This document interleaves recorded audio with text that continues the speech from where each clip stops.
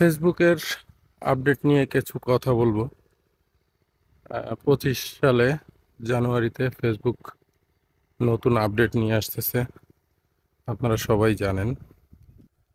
তো এই ব্যাপারে আমার কিছু মতামত আছে।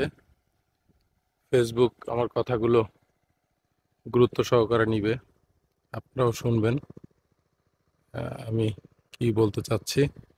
একটু লম্বা হবে ভিডিওটা, ধৈর্য ধরে কথাগুলো শুনবেন, হয়তো আপনাদেরও ভালো লাগতে পারে।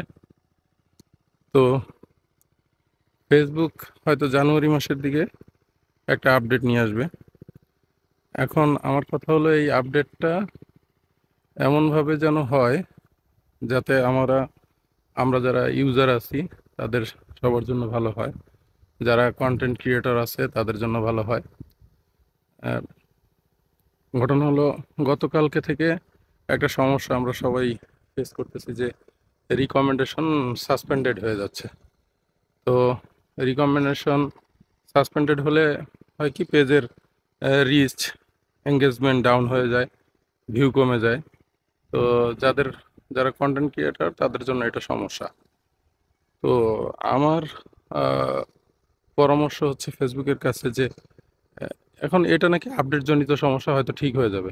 তারপরও আম, এছাড়াও আমাদের অনেক সময় অনেক প্রবলেম হয়, যেমন বিভিন্ন ইস্যু চলে আসে। তো যে কথাগুলো বলতেছিলাম, তো ফেসবুকের কাছে আমার একটা আবদার, সেটা হলো যে ফেসবুক তো সব সময় তার ইউজারদের ভালো চায়, বা যারা নতুন ইউজার আছে তারা যাতে ফেসবুকে কাজ করতে আগ্রহী হয় সেভাবেই ফেসবুক ব্যবস্থা করে।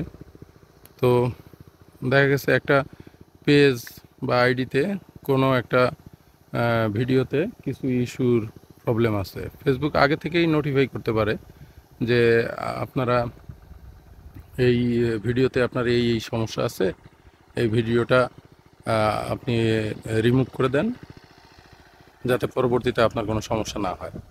তো অথবা ফেসবুক করতে পারে কি, অটোমেটিক সে রিমুভ করে দিতে পারে। তো তাহলে হবে কি, তার ওই সে একটা নোটিফিকেশন পেলো, এবং ওই নোটিফিকেশন অনুযায়ী সে আবার করলো কি, তার ওই কন্টেন্টটা সে রিমুভ করে দিল। পরবর্তীতে তার পেজ বা আইডির কোনো ক্ষতি হলো না, বা কোনো ইস্যু আসলো না।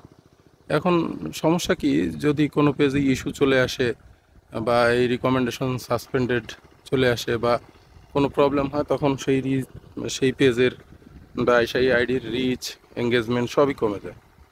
একটা মানে এই ক্ষেত্রে কন্টেন্ট ক্রিয়েটর বা যে পেজ বা আইডি পরিচালনা করে তার জন্য পরবর্তীতে সেই রিচ এঙ্গেজমেন্টটা আবার তৈরি করা একটু কষ্টসাধ্য হয়ে যায়, সে একটা ঝামেলায় পড়ে। তো অবশ্যই ফেসবুক এই ব্যাপারগুলো আহ, মাথায় রেখেই তাদের নতুন আপডেট নিয়ে আসবে, যাতে সবাই উপকৃত হয়। তো ভিডিওটা দেখার জন্য সবাইকে অনেক অনেক ধন্যবাদ।